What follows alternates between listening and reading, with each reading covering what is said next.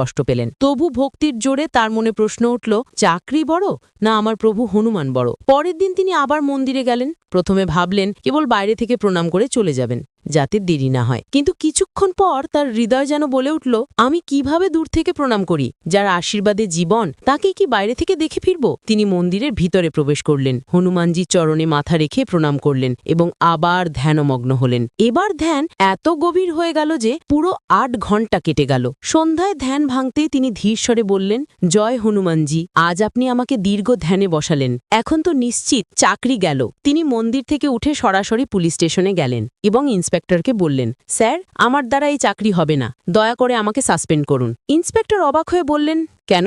আজ তো সব ঠিকঠাক হয়েছে। তুমি তো সকালেই এসেছিলে এবং আমাদের সঙ্গে সেই চোর ধরতে অনেক সাহায্য করেছো এবং চোরটাকে প্রচণ্ড মেরেছো। আমরা তাকে বাধা দিতে গেলাম, কিন্তু তুমি তাকে উপরে উঠিয়ে মারতে লাগলে। হাবিলদার হতবাক।